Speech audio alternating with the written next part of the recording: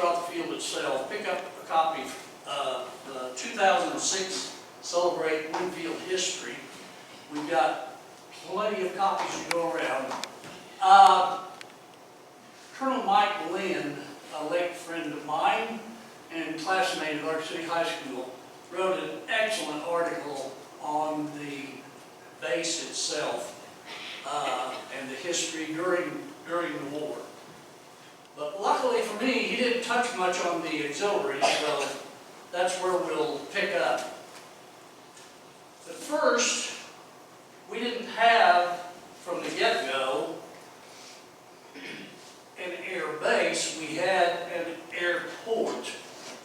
By that, I mean the city of Winfield and Ark City had agreed to develop a joint airport, and in fact, had a bond election to propose $90,000 in bonds from each city, plus a promised $30,000 bond in money rather from the federal government to build a Class II airport. And in fact, the Civil Aeronautics Administration, which was the forerunner of the FAA, approved a 480-acre site in the southeast corner of what would become a much larger piece when the Army took over. So while they're in the process of, literally in the process of acquiring the land, World War II breaks out. And the U.S. Army Air Force stated a need for 30,000 trained pilots yesterday.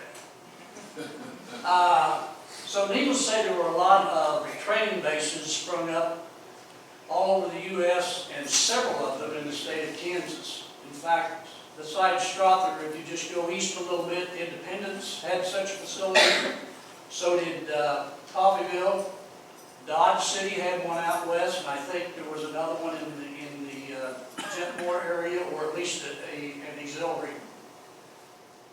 In any case, what the federal government proposed, the U.S. Army Air Force in fact, was that in addition to the 480 acres they had already acquired, they suggested that the cities should acquire an additional 920 acres for a total of about 1,400 for a Class 4 air base.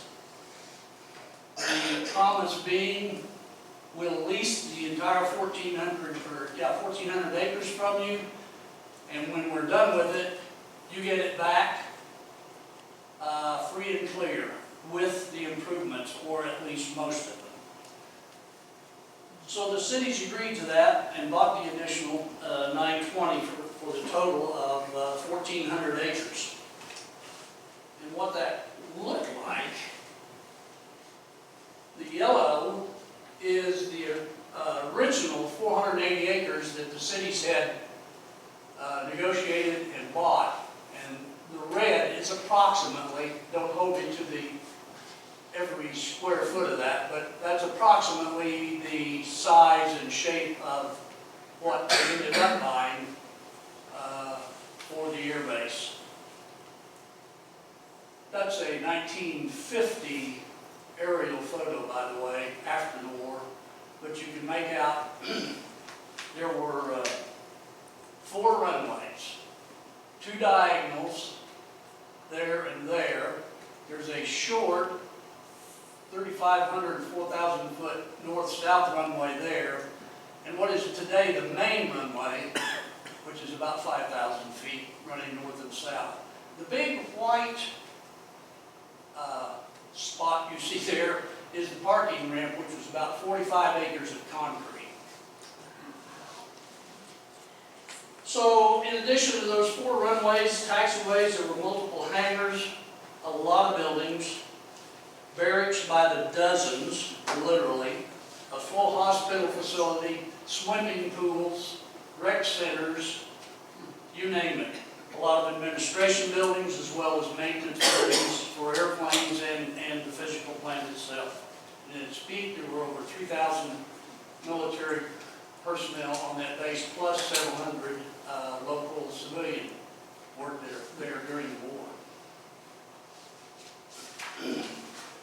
they worked on and around and flew for the period 42 to about mid-44 was the BT-13 Valiant Basic Trainer.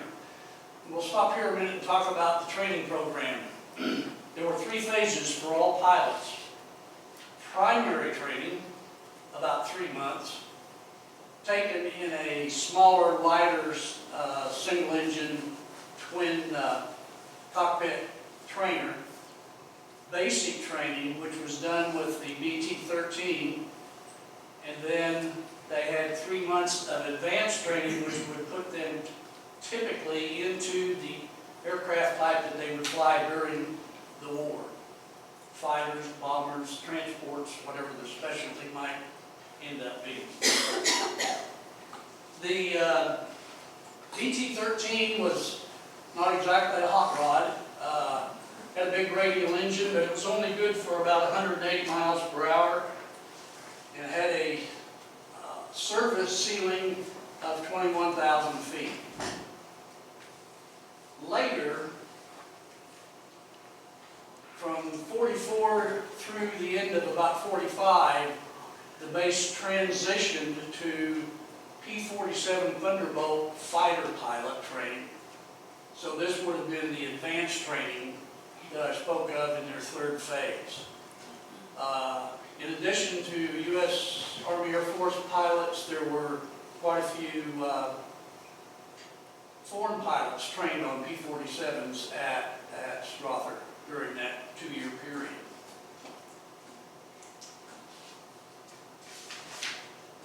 So, let's get to the auxiliaries. And this is an overall view of the more or less exact locations of the 4 auxiliaries that were constructed that supported the Strother main facility. Keep in mind, we've got at peak something like 130 or 140 of those trainer planes at Strother.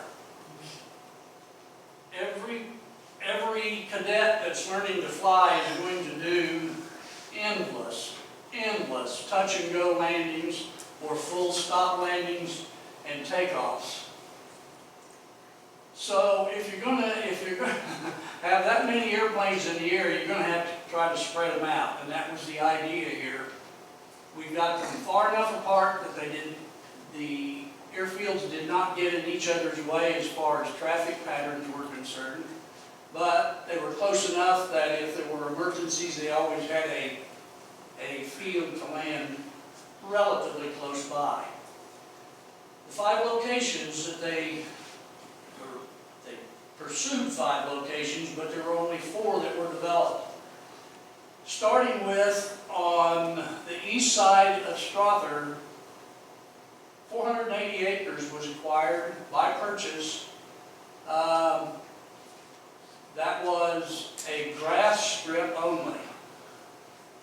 At the top of the map, we see AUX number 2, which was 4 miles east of Oxford, or about a mile east of Kellogg. And that was also a grass facility. The 3rd auxiliary was out in the middle of nowhere, sort of, northwest of Utah Springs. The nearest place name you'll find associated with that piece of property is Adamsville. And Adamsville was a little elevator, 1-horse town on the railroad that was a half mile west of the Slate Valley Church, if you know where that stands still today. And 4th, number 5, number 4 was never developed, but officially there was number 5 called the South Field, and that one was 6 miles straight west of Ark City or 4 miles south of Utah Springs. It was a bit unique from the others. It was not grass, it was 2 runways and taxiways, and we'll get into some specifics on that in a little bit.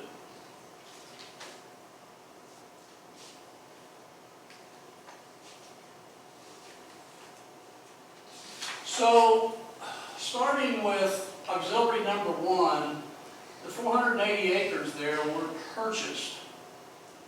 And as was the case at two other of the remaining three, there were families displaced from that property. It was mostly purchased via eminent domain. I think some lands, some parcels of some of these three properties or three sites may have been actually straight purchase. In other words, the landowner took the first offer, but most of it, I think, was run through the courts under eminent domain in order to acquire the land. Now, at the time these properties were acquired, particularly those that were purchased, we have today, if not eyewitnesses, at least second-hand eyewitnesses that will verify that the landowners were told that when the war was over, they would have right of first refusal on the land to repurchase it at a fair market value, which they were at least allegedly getting on the eminent domain scheme. So at Ox 1 and Ox 2 at Oxford, and the auxiliary number 5 west of Ark City, those lands were all purchased. Auxiliary number 3 out by Evansville is a little bit of a strange duck in this respect. That land was leased. And I couldn't figure out why, and I'm not sure I've figured out why yet, but I have a theory. I believe it was the only one of the 4 parcels that had no houses on it. Therefore, it made it easier to lease than to buy it. And that's what happened. Now, I may be wrong on the reasoning, but I am not. Yes, sir. I'd like to make a comment on that. Yeah. My parents were moved off of that spot from Adamsville. Were they? Yeah, they were married in '39, and when the war came, the house was destroyed, and they Was it the only one on that I can't parcel? say it. A guy named Harvey Heskett owned it. Okay, then it changed. My problem with that piece of property is the newest maps I found online were 1918 for ownership. And at that time, there was one house on the entire 640 acres. So I figured, well, maybe that house had been abandoned or not lived in, and maybe that's the reason they leased it. Do you have any idea why that property was leased and not purchased? I don't know. Yeah, it's a little bit strange. But when the war was over and the you-know-what hit the fan, as far as the land was concerned, and we'll get into that later, that particular piece of property was simply, the lease was canceled and all the landowners went back where they came from, so to speak. Keep in mind also that with no exception, including Strother itself, shortly after all this stuff was purchased and or leased, I don't think I have a slide of it, but there was an article in the Ark City Traveler in early 1943 where the U.S. Army had purchased 200,000 pounds of grass seed. Regardless of what was there to start with, they seeded the whole 3,000 acres minus the sod runways, or in the case of Auxiliary 5 and Strother itself, of course, the concrete and building areas were not sodded or seeded. But they bought 200,000 pounds of grass seed and seeded everything you see on that map, with the exception of where there was no dirt. Also in that article, it talked about them planting 3,000 trees at Strother. I don't know what happened there. I don't remember it. I've been on and off Strother since I was her size, and I don't remember seeing a tree, never mind 3,000 of them, but that's what they claimed, is that they were going to plant 3,000 trees to beautify the field. And I imagine it was pretty ugly when they got done moving all the dirt, flattening it out, and pouring all the concrete, and building those beautiful World War II barracks buildings. It probably needed some beautification. Okay, moving on. I will show you briefly a picture of each parcel. Here's auxiliary number 1, the Magnolia. On your left is that 1950 area photo, and on the right, that's today via satellite, the same 480 acres. There were a couple of houses on that property that may or may not have had people in both of them when the land was purchased. Here's the Oxford facility, number 2, again in 1950 and present day. You can see that on the left side, that was one of the sod runway or grass runways that was used during World War II, but it's still visible. And I believe we see their cross runway there. This, I would bet, being an old farm kid, that was anti-wind erosion work. It just happened to get snapped in the photo right after somebody had gone out there to keep the wind from blowing his plowed field away. In any case, Oxford, of course, built basically in the same location as that grass runway. They ended up building the asphalt runway that is there today and in that current day photo. Here's the Adamsville section, and it is a section, 640 acres. This one is the only one of the 4 that has a township road running right down the middle of it. And that bothered me. And again, I think I've come up with the answer of why that section was not a section, but rather, yes, sir? That's an abandoned railway. No, it is not. That is River Road. The abandoned railroad is on the left side. Adamsville is exactly 1 mile south of that corner. That's what I thought to start with, because I knew the Midland Valley went across there. But if it was the Midland Valley, they moved Adamsville at some point. Because like I say, Adamsville is exactly 1 mile straight south of that corner, if you look it up on today's map. And that's why I think the section is offset, is because they use the railroad as their east boundary line. And as you're well aware, if you get much further west than that, trying to move that section, if you will, another ½ mile west, you're going to get into what's the lowlands over there, the wetlands. It's not nearly as level. That particular 2 half sections is dead level. If you look at a topo map, I think I saw 7 feet from one corner to the next. It is just dead level. But yeah, there's actually documentation that says that was an abandoned railroad. But it's simply in the wrong place relative to Adamsville.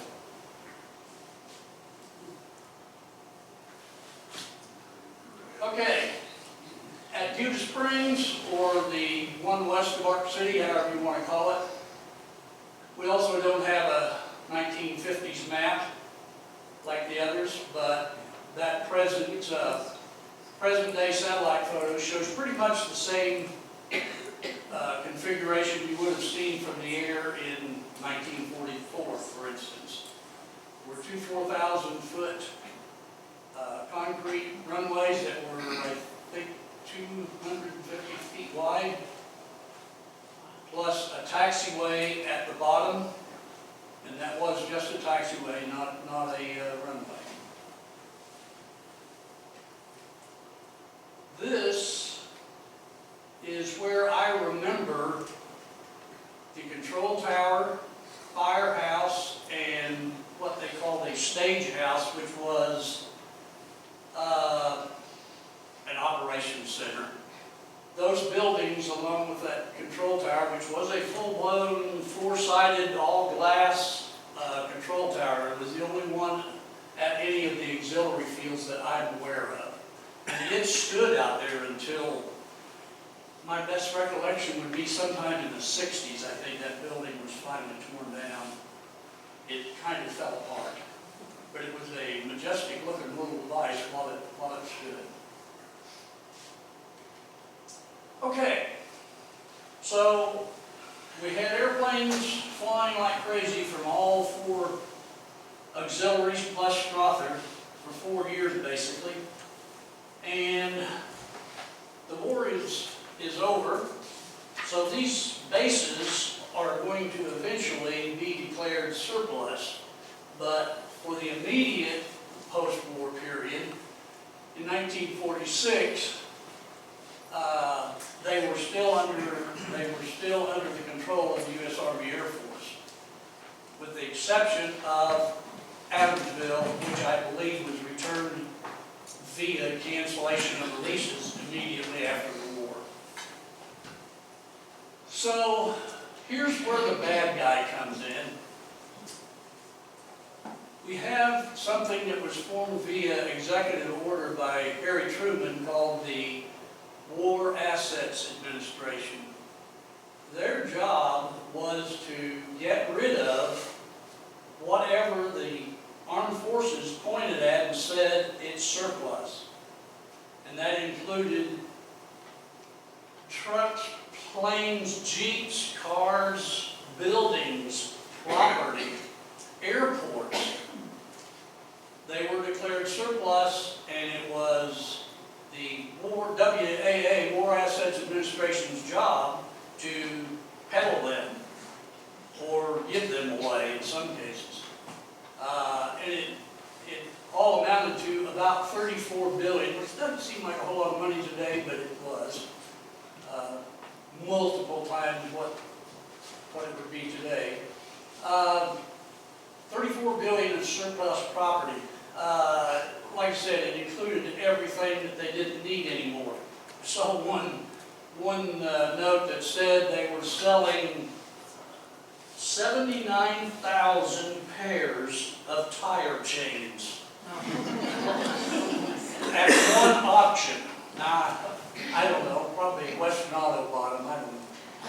Anyway, there was a lot of things to get rid of, and it was run by Robert McGowan Littlejohn, retired U.S. Army. He had a little bit of a reputation, if you read up on him, about not being the best manager in the world, and maybe this continued. I'm not going to run the general down, but some things didn't happen as well as they should have. So one of the things that happened immediately after the war was they leased the airfields, since they were no longer in use as actual airstrips. Now keep in mind, at this point, in early '46, this is being leased by the U.S. government, not the cities of Ark City and Winfield. The U.S. government still has control over Strother and the auxiliaries. So this particular article talks about them being up for lease for farm purposes. There were some caveats. For instance, the one over at the Eastfield was 480 acres or 479 acres for grazing, hay, and seed only. So apparently at that particular point in time, they wanted it left in grass. You couldn't go in there and plow it up. That happened sooner than later, but at this point in time, they were keeping them just in case in shape for use as airfields. Same with number 2 at Oxford and number 5. And of course, number 3 was, as it states there, was leased by the government and was turned back by this point in time, and had already been turned back to the landowners for their use as they saw fit. But here comes the really bad news. Those were all declared surplus, but it was going to be the WAA that got rid of them, and it would be WAA rules. And in that highlighted portion, it's an eye chart, but what it says is, we're going to put these up for bid, but if you are not an agency of the federal government, or Reconstruction Finance Corporation, or a state or local government, you can't bid. No. So that kind of eliminated the original landowners in one fell swoop. And therein, of course, is when the hoop hit the fan. There were a lot of lawsuits over the years, but as it turns out, they were in vain. So, needless to say, Kansas City and Winfield, as well as Oxford and Buda Springs, oh, by the way, decided they would bid on these parcels. Buda was interested in auxiliary number 5 for reasons beyond me. Although they did have, in fact, the county of Sumner County in with them on that particular bid. Oxford was bidding, of course, for the one nearest them, which was the one over by Kellogg.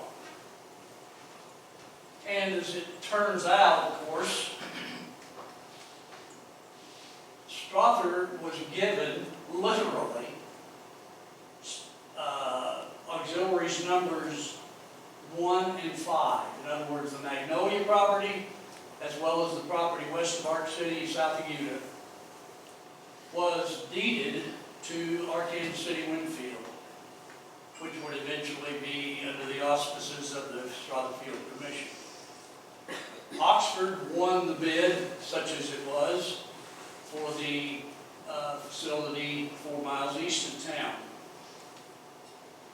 And again, that WAA became the bad guy, but it Hesse gave the U.S. Army Air Force at least plausible deniability, as in, hey, we don't have anything to do with that anymore. Yeah, we told you we would buy it back, but it's not ours to do anymore. Because the War Assets Administration has been, by executive order, appointed to get rid of this stuff.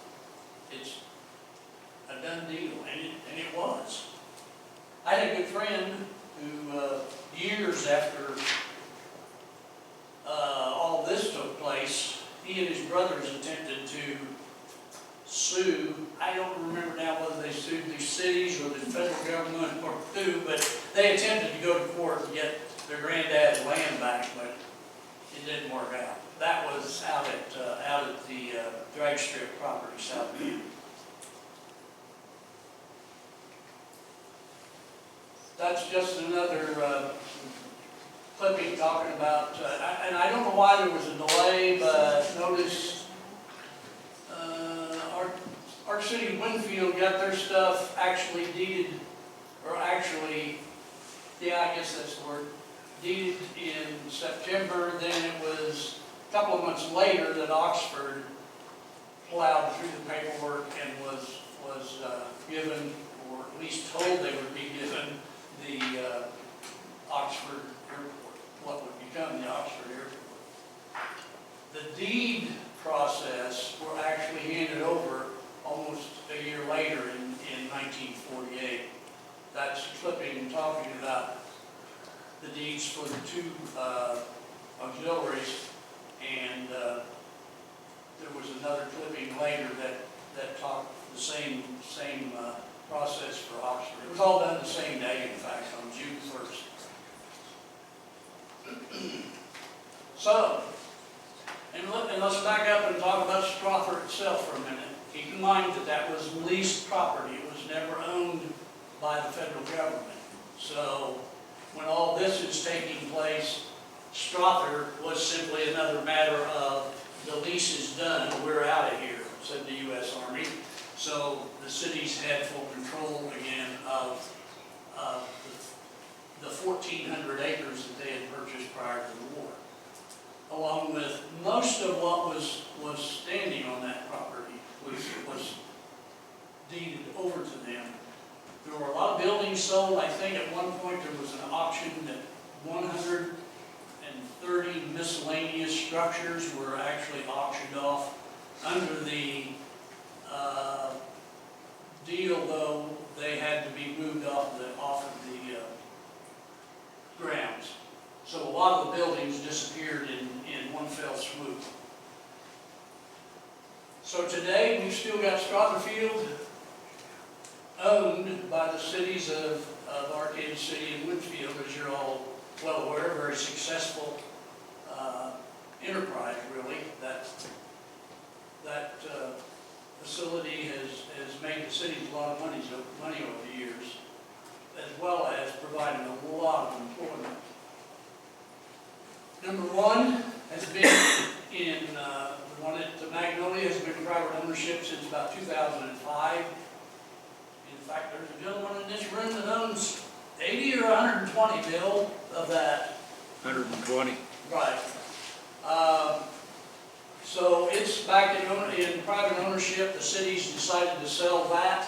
And number 5, the drag strip south of Utah was also sold to a private individual in 2005. Number 2 is still owned by the city of Oxford, at least according to county maps that I looked at. They still own the entire 640 acres, which of course they lease out for farmland and maintain the airstrip on the west side. Number 3, again, never left private ownership, so it's back where it belongs. Number 5, there was 2 sales involved there. One, the 655 acres was sold in 2005 by the cities to a farmer who in turn, 12 years later, actually I think that farmer passed away and his family sold in 2017 the drag strip portion.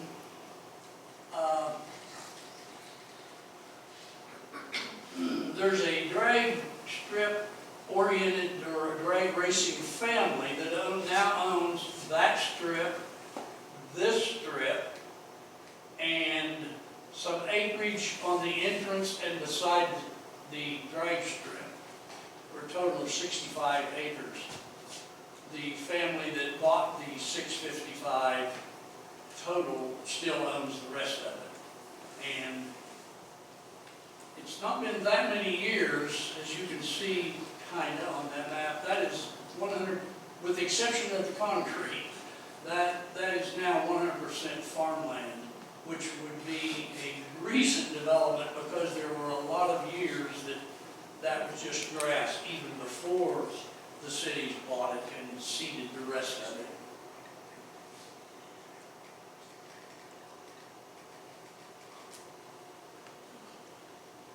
I think that wraps us up, and I'm glad to entertain any questions, comments, or hoo-hoos.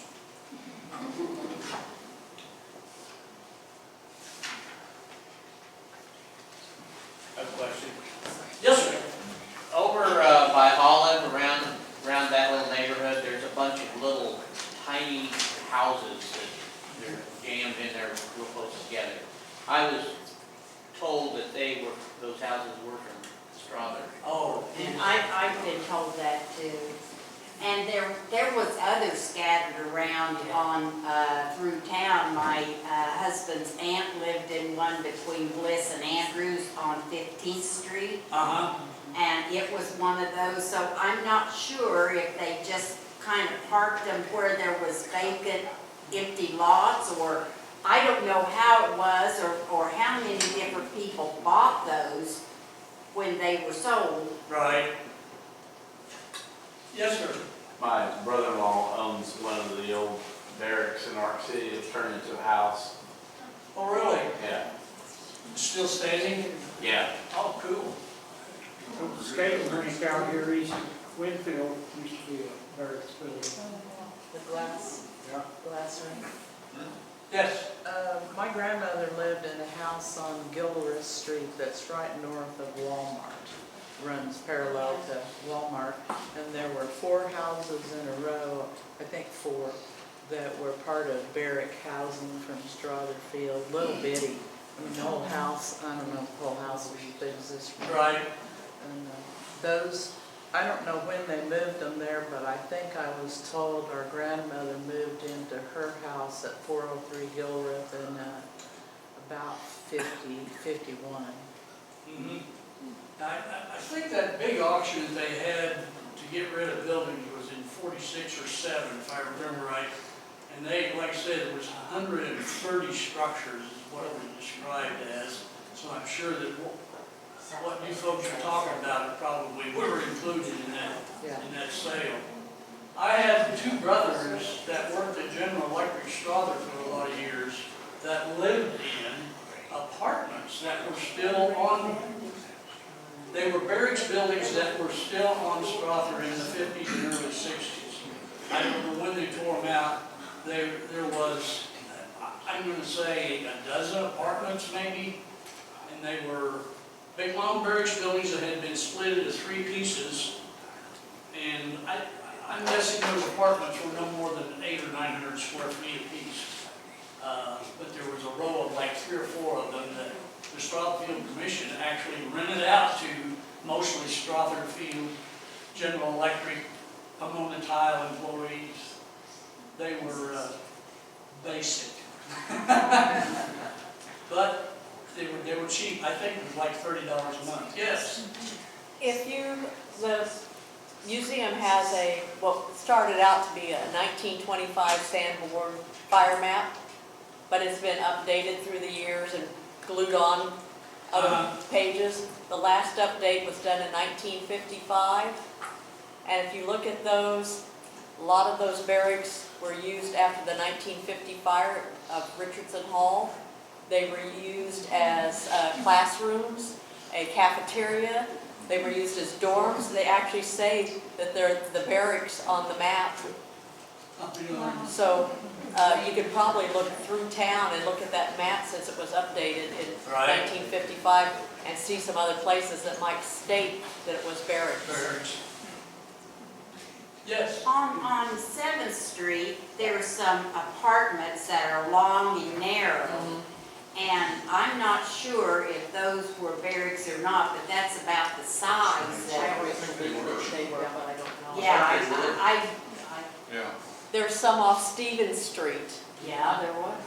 that up by the college, that No, I've been told we're I barracks. apologize. I meant to put an aerial photo in here of Strother Field at its peak during the war. And if there's one barracks building or barracks type building like we're describing here, there were 100. I mean, it was just incredible. my aunt and uncle and their 4 kids lived in one in the early 50s. He would have been at the time frame of the Korean War.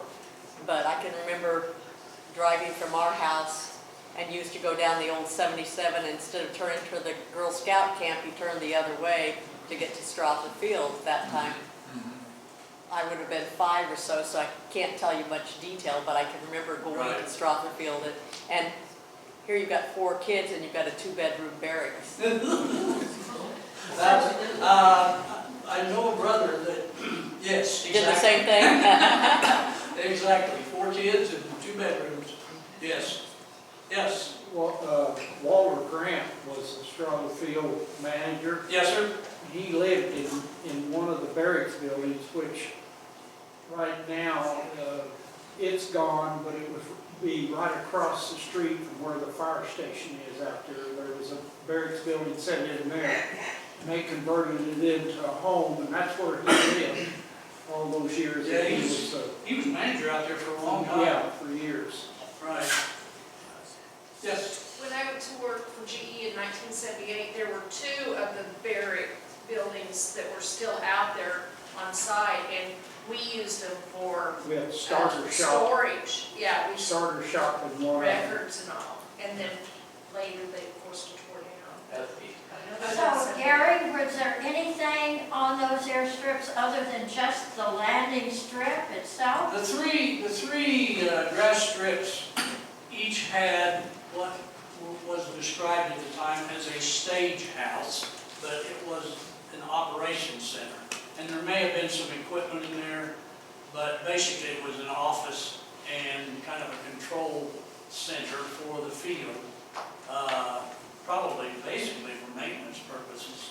But now, Ox 5 out west of our city, that one had, as I had described, they actually had a full-time fire department out there. Due to the fact that they could handle multiple times as many airplanes doing touch and goes and whatnot as the other grass strips could. I have to tell you one good Ark City Winfield, because I'm from Ark City and most of you folks are from Winfield, and this is a good one. In between the Army actually saying, we're taking over and leasing 1,400 acres at Strother, and it actually being named Strother, which was almost a year later. And by the way, in case you've been living under a rock, it was named after Donald Strother, who was the first airman from Cali County, excuse me, from Cali County killed in World War II in the South Pacific.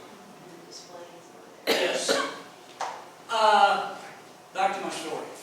In between the time that the Army took over and it was dedicated as Strother Field, it was known as U.S. Army Airfield at Winfield. About 5 seconds after that news broke, the Ark City Traveler came out and said, "What is going on here? Why isn't our name in there with Winfield?" Needless to say, it never got changed to Winfield/Ark City. But I thought that was probably a classic Winfield/Ark City rivalry. Yes. With this coming up, I was talking to my brother Jim, and he said, maybe Ruthie knows here, where the Presbyterian Church was, close to the Oxford Airport. Do you know where it was?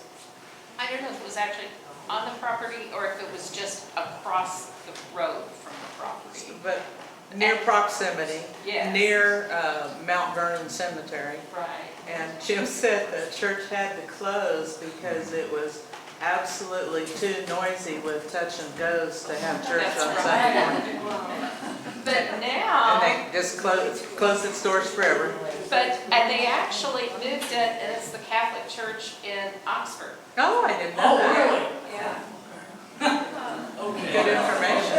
And two of the barns that were on the property were, huge barns, they moved them by planks up to the property that my brother owns now.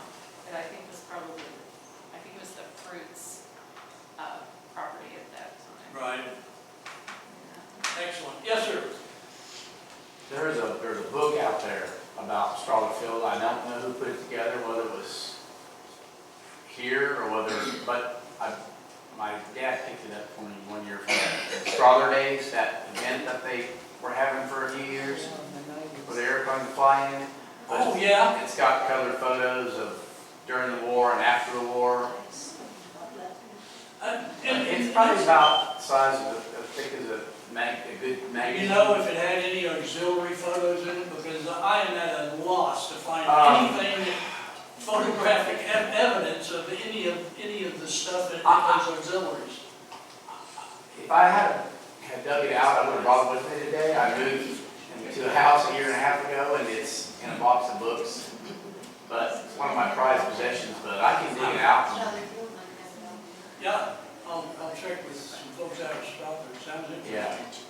Yeah, there's been some excellent books put together, or histories put together on Strother. Pretty rich. Okay, folks, I think I've held you long enough. I'm just gonna say, the love story of Adelaide meeting Fritz out there, that's a story all in itself. Right. You know, Adelaide, Bernard, and Fritz, and Yes. their love story that lasted 60 years. Very good.